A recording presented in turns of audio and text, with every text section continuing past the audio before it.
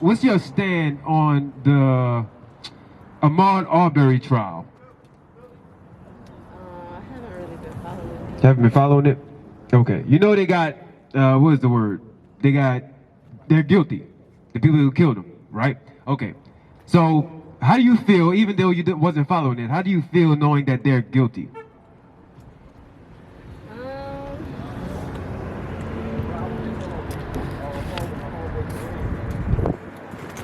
You know what happened to Ahmaud Arbery? I think he was jogging. Yeah, that's the one. He was jogging and then he got shot in the back until he was murdered? Right. Okay. So, all right, I was asking this because you kind of don't really know where you feel at with that, right? Read this one more time.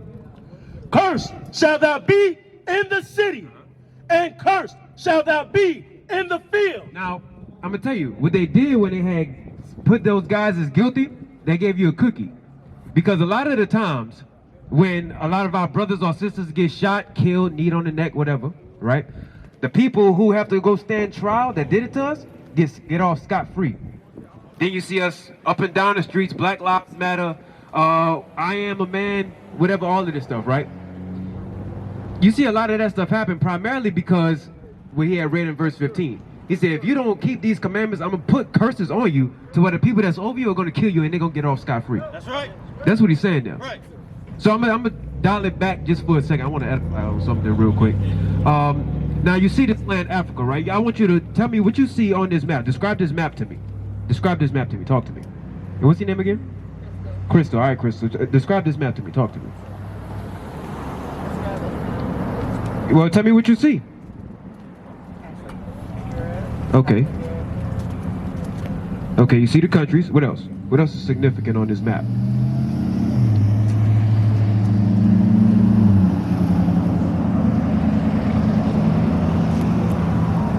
Want me to help you out? Okay. What are these arrows? What do those arrows mean? Right, that's the slave trade routes. And you can see it also, the photos that we have down here, right? You also see a little bit of it. I know this really ain't the focal point of where you look at, but you see it up here too. But we came from Africa. I'm going to point at that. Does that mean that we're African, though?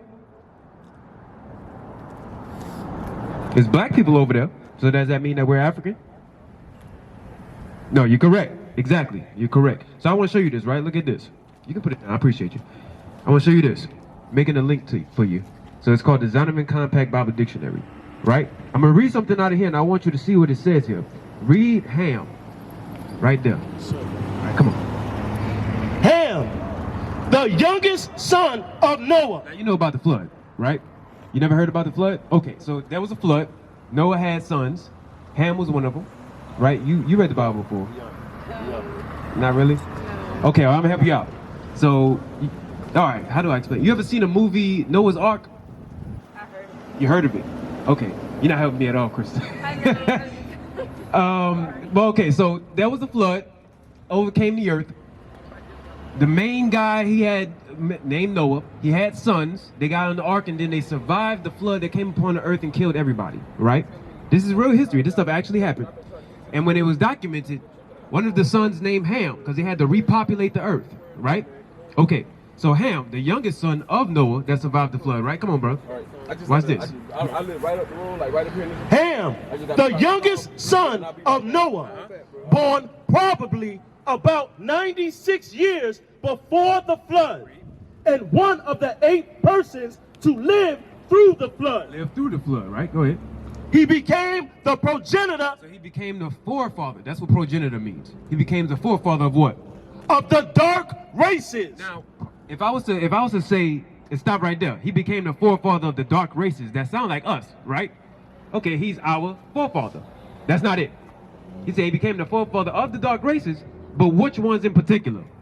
Not the Negroes. But not us. So he was the forefather of dark races, but not the Negroes that they call us, that you see out here. Read on. But the Egyptians, Ethiopians, Libyans, and the Canaanites. So now that's the real Africans. That's the real Africans. He became the forefather of them, right? The real Africans had sold us into slavery. Give me verse 48 now. You can drop that. Give me verse 48. Now I want to show you something, because everything I'm talking about is right within this map. All right, that's why I want this to be your focus point right here. Watch what it says in this verse, and I'm gonna ask you a question. Read this. Deuteronomy chapter 28 and verse 48. Therefore shalt thou serve thine enemies. Now, it's talking to the main people, Israel. He said, Israel, you're gonna serve. If you don't keep my commandments, you're gonna serve your enemies. Who is our enemies today? Let me ask. Do we have enemies? You don't think so? Okay. That's interesting. It says you will serve your enemies, and you say we don't have any. All right, I'm going to read the scripture. I'm going to ask you again. Watch this. Come on. Deuteronomy chapter 28, verse 48. Watch this. Therefore shalt thou serve thine enemies, which the Lord shall send against thee. So now, were people sent against the black race? Okay, who was sent against us? Right. There we go. That's one. What's another one? Yeah, I don't know anymore. You don't know anymore? I can give you a real good one. Who was that? There was a sister, I think, that got beat up by the by the Chinese, in the Asian store. Do you think they're our enemies? The so-called Chinese? You do? Now I'm gonna tell you something. I'm gonna hit you to something now. We give them billions of dollars a year. Guess in what? We get them billions of dollars a year in that hell. But watch this. It says you'll serve your enemies. Go ahead. In hunger. So now, when you want food, where do you go? Grocery store. Name some. Walmart, Food Lion. Walmart, Food Lion, right. Who owns these places? You don't know? Is it us? Is it our race? Anybody from our race that own these places? Do you think? I'll help you out. Who owns the food distribution? Like when they have to distribute food to the United States of America, who owns that? They're like, okay, this company gets this company gets that. The main farms in the industry, who owns that? What race of people? Do you know? Go to Job 9:24. Hold that. I'm gonna help you out. Hey, look up for me if you can on your phone. Owner of Food Lion or owner of Walmart, either one, it doesn't matter. It's gonna be the same guy. This is the book of. Watch this. This is the book of Job, chapter 9 and verse 24. Watch this, Christian. Come on. The earth is given into the hand of the wicked. So now I'm gonna ask you this question. It's similar to the same, right? Who runs the world? Who's the top country in the planet? You're not helping me, Crystal, at all. You ain't helping me. I have no idea. All right, what about who has the strongest military? Is it us? Okay, they say America, right? All right, let's go with that. They say America. So who runs this country? What race is he? What race? Yeah. Like who runs the country? Is it us? Do we run this country? No, we don't. So what race of people does? Come on, sis. I have no idea. Yeah, all right, who's the president? Who's the president? What race is the president? White. All right, there we go. So, all right, here we go. Now it says the earth, because the main country that runs the planet, right? He gives out, he can either give sanctions, which means they shut off the supplies to other countries, imports and exports, right? They run the main money, the food distribution, all of that throughout the world. So America, they run the world, and a white man, which the Bible calls Esau, they run America. So that means that they run the world. So watch what the Bible says about him. Come on. He covereth the faces. This is the book of Job, chapter 9 and verse 24. The earth is given into the hand of the wicked. So the earth is given into the hand of the wicked. That's what he's calling them. The wicked. Read. He covereth the faces of the judges thereof. Now I'm gonna show you something, right? Look at this. Hold on, watch out real quick. Look at this. Come here. Now you see this, right? What does it look like they doing? We got this from a book called Russian Icons. What does it look like they doing? Painting a picture? Right, they painting, but are they painting over something, or are they just painting it as is? Take a real good look at the picture. You tell me.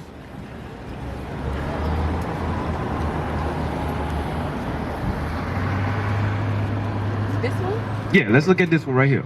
Does it look like he's painting over something, or he's just painting it from scratch?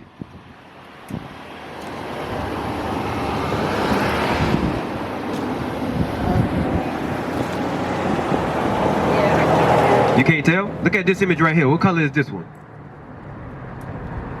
This one? This one right here. What color is it? Yellow, No, him. What color is it? person, brown. Yeah, he's brown. What is he doing? Because this was a brown image also. What is he doing to this one? He's making it white. Right? You see that? So now he's doing that to all of them because that's how this came about. Think about the poster we have here.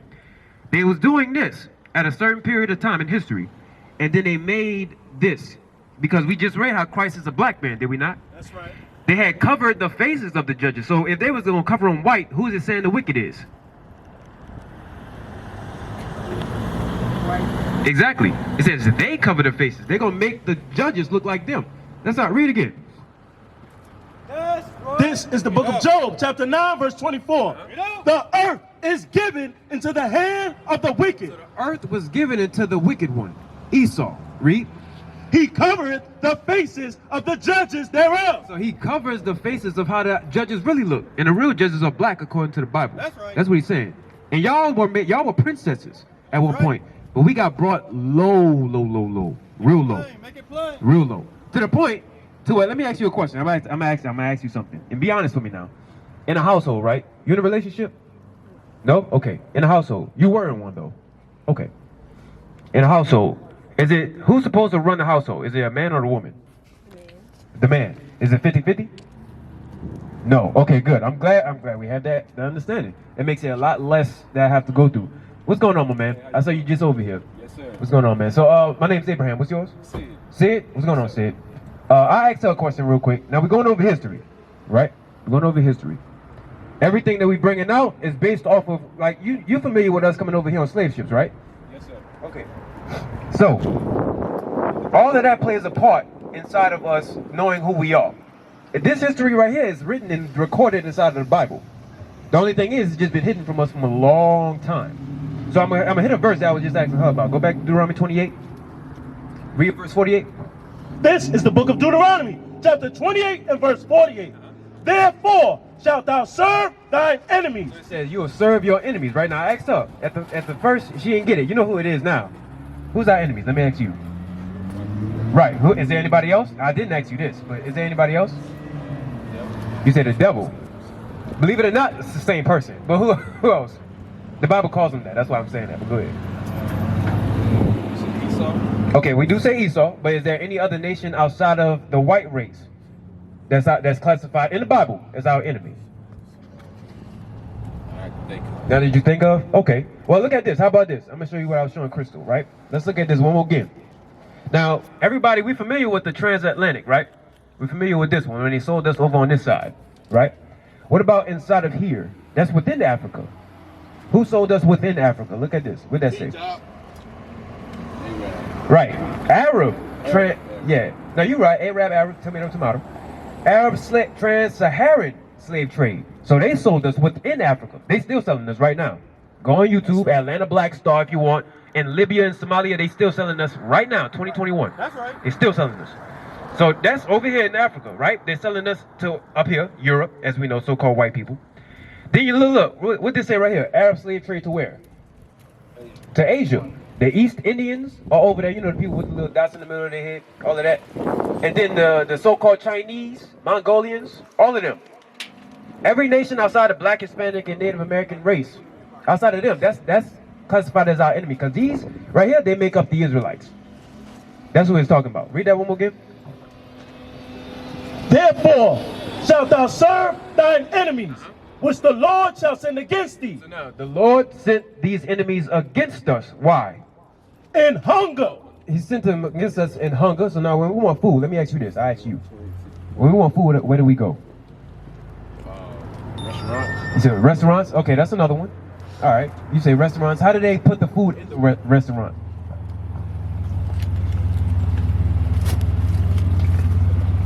They get, animals. Okay, yeah, they get animals. Who owns most of the livestock? Farmers. Where are most of the farmers in America? Are they black? What are they? They're white, usually, right? Read on. Shalom, Israel. This is Bishop Nathaniel. I want you to know that you can view all our Sabbath classes live on IUIC TV. That's right, I said on IUIC TV. Download the app today. Shalom. Therefore shalt thou serve thine enemies, which the Lord shall send against thee, in hunger and in thirst. You don't pay the water bill, who cuts it off? You say the city? Who runs the city? There we go. It's talking about the same one. Because I'm dealing with it here because this is where we are. But if I was in Africa speaking, right, I'd be talking about the government that's there, the main person that controls it there. But since we're in America, the best way I can relate to you is who controls it here, right? Come on. Right. And in nakedness. So the clothes you got on your backs, our backs, whatever. Jay-Z might have his own logo. Who else? LeBron, Kobe, who's somebody else? I don't really know these recent guys. I've been out of the loop. Michael Jordan, you know, the regular, right? They own their own logo. But the textiles to create the clothing, the cotton, they have cotton fields all up and down this highway right here.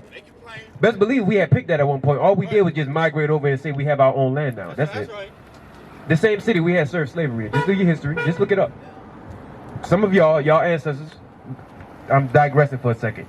Some of your grandparents, if you're from here, who's from around this area? Are y'all, any of y'all? I was, you know, I've been here most of my life, but I'm originally from Little Haiti, Miami.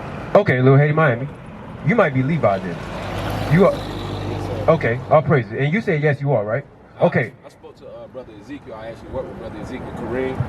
He been, you know, actually telling me a whole lot about it, and I've been, you know, trying to get to the schools and everything. So when I seen y'all out here, the first person I called was him. I was like, hey man, you know, they out here right now. I'm about to go over here and talk to them. Oh, hey, all right, all praises, all praises. You in the know. And now I'm gonna dig on that, right? Because even in Little Haiti, that's a separate history all in itself, right? That's something I'm digging that in a moment if I could. But you, sis, your ancestors, right? Your great grandparents, they're from within this area. More than likely, they were in a plantation that you probably ride by and don't even acknowledge it. That's right. Like some of these cotton fields, it's not like that's new cotton. All it is, they just keep on reaping it every time it's time for the harvest. Right. But at one point, it wasn't the machines picking it, it was us. That's all it is. The same thing is what I'm talking about right here. And one of anything you need, that same enemy is going to give you all of it. If you want to learn about religion, the enemy is going to teach you religion. He's going to say to worship Jesus in a way that we want you to worship him. Right. Guess how? God loves the world. Come as you are. Don't change. Right? I'm going to tell you something that they do. Here's a Christianity spirit right here. Read that last part again. And in want of all things. I'm going to tell you what they do, right? They have, in the Christian church, they say that it's fine for one to come as you are, but two, dress code is whatever you want it to be. Right? They say dress code is whatever you want it to be. What's the problem? Let me ask you, sis. I'm gonna see.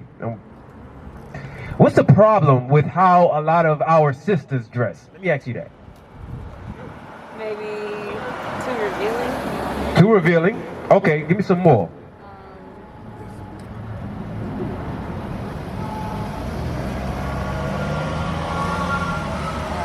Tight. You say tight clothing? Okay. So let me ask you this. You have a child? Yes, sir. I got 2 boys. 2 boys. Okay, 2 boys. You have a daughter, sis? Okay. So let me ask you this. Well, let me ask him. If you was to have a daughter, right? I have a daughter. If you was to have a daughter, and your daughter is of age, and then she starts to wear scantily clad outfit, tight, all that, what would you do?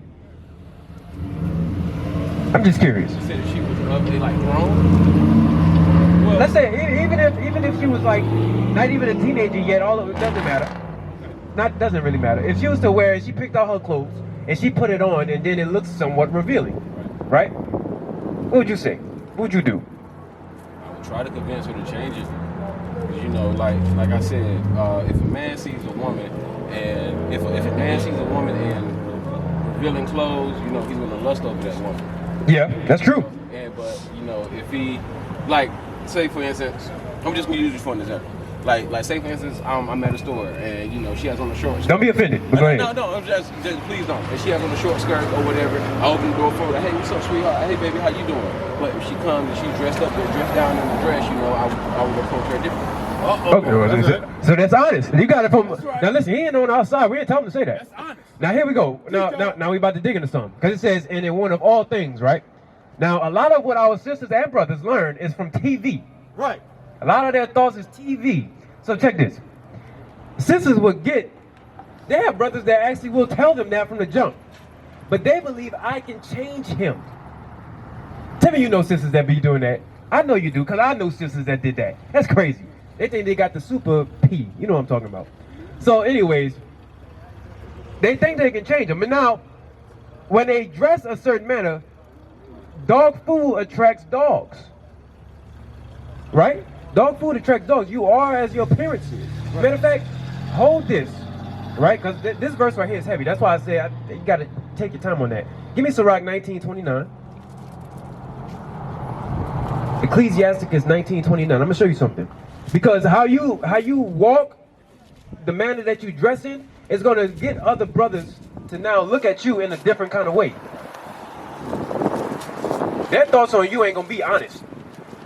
Their thoughts on you is not going to be honest whatsoever. Everything, like you might be trying to attract, let's say for example, you're trying to actually get a man, like an actual man, somebody to take care, not only of you take care of your part, but you're looking for an actual man, stand up, be, you know, so on and so forth, right? A real guy. That's right. But if you dress in a manner that's already revealing something that was supposed to be secret until marriage, Bring it out. you tell me, why buy the cow if you get the milk for free? Right. Right? Give me this. Right. The book of Sirach, chapter 19 and verse 29. A man may be known by his look. You see what it said there? A man or a woman may be known by his look. So for example, if I was to come out here, if we was to have dresses on, this ain't a dress by the way, this is a garment. If we was to have dresses on, right, what would you think of us? You say cross-dressing. What's the first thing to come to your mind? Gay, yeah. Homosexual, right? Now, hey, it's fine to say it. We say it all the time. So look, right? You would think that because how we dress. The appearance of how they look, like, okay, they say don't judge a book by its cover. I'm going to tell you this. Sometimes they toss that word out there because they don't want you to say nothing about them, right?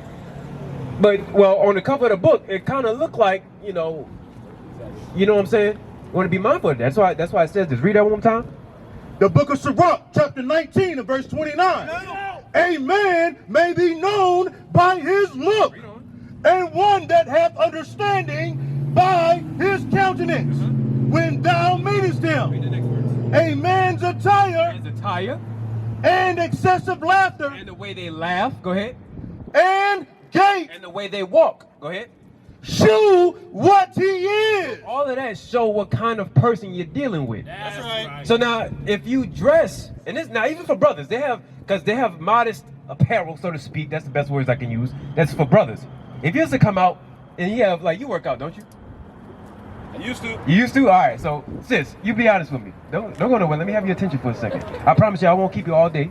I just really wanted to make sure that you learn something. So look, if he used to come out here. And he's a working out brother, right? You know what I mean when I'm about to say here. And he used to have his arms showing, right? Now it's cold out. I'm skinny. You ain't gonna see nothing here. But he used to have his arms showing, right? The little spandex shirts and whatnot, and his muscles. And he see you, but he comes up and he pick it out. Right? What you think he's trying to do? Bring it out. He's trying to show off. That's right. He's trying to get attention. Right. Likewise, if a sister, hey, what's going on, sis? How you doing? I'm good. Okay, hey, what's going on with you as well, sis? So he's trying to show off. Because he was like, I want her attention. I see it over here. Right. And so he come up. I'm going to ask y'all, what's your name, sis? Andrew. Andrea and Kayla. Andrea and Kayla, what's going on? So let me ask you this. If a brother, right, came over and he dressed in a strong apparel, right? Like, let's say he had the little Under Armour shirts, show off his arms. You kind of see his bod. When he comes over and he sees you, what you think he's trying to do? Yeah, he's trying to show off. He want to get y'all attention.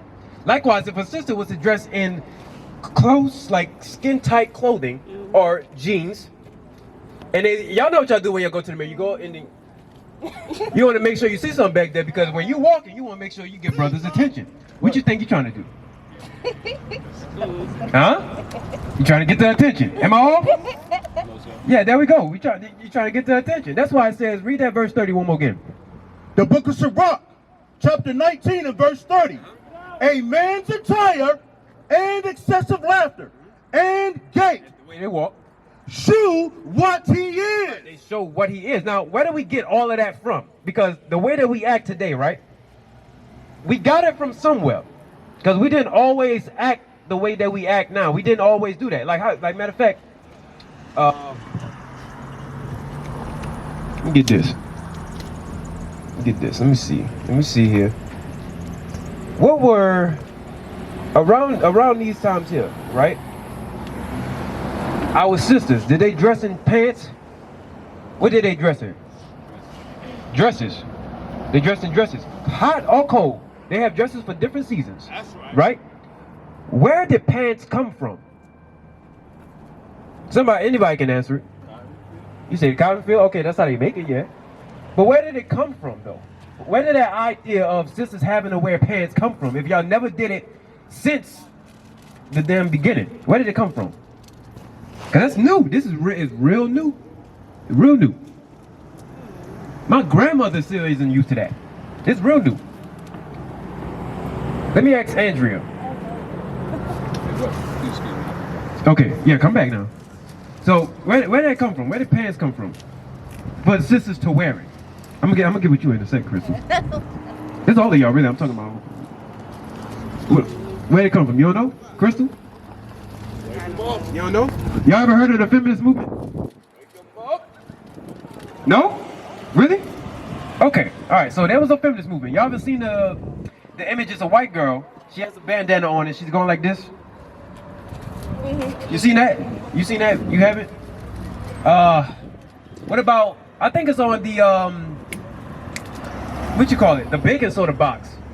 Oh yeah. Okay. She that arm that they have right there, right? They got it from that woman, and she kind of have a sleeve pulled up. She looking like, right? They got that, right? So this is what happened. Around the 60s, the early 60s or so, the white woman wanted equal partnership with her white man, right? She didn't want to be underneath him. So what they did, they never had enough numbers. They wanted to get our sisters, right, that came over here on slavery with us. They wanted to get our sisters to get with them because they didn't have enough numbers. So their main point was they want to have power. They want to have power. The problem is, y'all did that.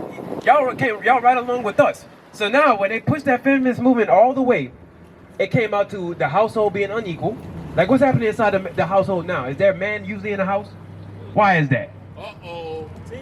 Bring it up. Bring it out. Somebody, yeah, let's be a question. Why is that? Like, for example, okay, how about this? I'll play with this all day. Because this is Deuteronomy 28:48. I'm still talking about that same scripture. How about this? When the man isn't in the house and now he's supposed to pay child support, you answer me this. Is it always his fault or did she run him away?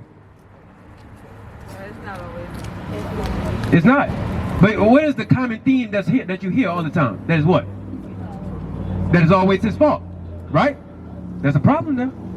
Because, listen, percentages show most men, regardless of how crazy some of them are, they want their children. But then the sister runs that dude away. I'm not saying that's all the time, but that's a huge majority of the time that does happen. I've talked to some of them. I'm saying it. Right? Watch this. Read Deuteronomy 28:48 one more again. This is just for them because I know you heard it. Watch this. Come on. The book of Deuteronomy, chapter 28, and verse 48. Therefore shalt thou serve thine enemies. Say you'll serve your enemies. Crystal, stay with me now. Who's our enemies? I say everybody. You say everybody? What about you? That's close. That was almost close to your answer. Go ahead. I would say no. You say white people? Okay. She's closer to it. Because think about it. It says you'll serve your enemies, right? That's right. Now, watch what it says you'll have to serve them for. Read. Which the Lord shall send against thee Send them against us, right? Come on. in hunger. When you want food, where you go? You go get something to eat well. Like, where do you get food to put in your fridge? The store. Who owns most of the stores? Exactly. And I'm not just saying it's not just them. They're the main one. But if we were in Africa, then it'll be the real Africans because we're not really Africans. We're the Israelites. That's right. If it was to be over there in Arabia, it would be the Arabs, the Chinese, all of them, right? The blacks, Hispanics, and Native American Indians, we are a unified nation. We are the Israelites, and every nation outside of them is our enemy. That's what it's saying there. Watch this. Come on. And in thirst, So if you don't pay your water bill, they cut it off. Come on. and in nakedness, Clothes you have on your back, they make it. and in want of all things. That's how I got to this conversation here. And one of all things. Whenever you need anything, guess where a lot of our brothers and sisters get their information from? Sure, that's true. A lot of our time at majority of throughout the week, year, whatever. The internet, social media. Yes. Because we don't get on cable TV no more, do we? What do we use? Yes, but what's some of the main apps? What's the main apps? Netflix, Amazon, right? You with me? Yeah, I don't pay for cable no more, do you? Yeah, I pay Netflix, Hulu. What's the point? All of that, what they want to push inside of your head comes right through that. Facts. And it go right through the Facebook Reels, Instagram, TikTok, all of that. And when they want to put that in your head, they put little quotes in there to follow in the back of your brain just for a moment. They're like, it's not going to come out yet. But when somebody challenges their thought process, that's when the words I put in them from TV is going to come out. You're going to be like, I don't know where I got it from, but you're going to say it thinking that it's your own thought. That's how that happens. That's why it says, read that bottom part again. And in want of all things. So that enemy, you're going to have to serve him in one of all things. Think about the word television. Whose vision is he telling? Is it yours? Your vision has a black history. Theirs is white. Right. What is he? Is that our vision? Did we know anything about that before we came over here on slave ships? No. Who did we serve before we got over here? What did we dress like? How did we talk? What food did we eat? How did our water taste? Right. All of that. We used to scream black power while Heron was pushed. But at the end of the day, nothing's in vain. IUIC has been given a vision. The tents of Judah has risen. Many has attempted the mission, minor murmuring, omitting, and missing the mark. Just reading that he had the flame of fire in his eyes gave us the spark. We on Paul's mission. We out on the road, purple and gold, from Mexico, Cuba, Haiti, Ghana, Sierra Leone. 144,000 boots banging, concrete crackling. These are our men repented at heart. The scriptures is proof. IUIC, we deliver the truth.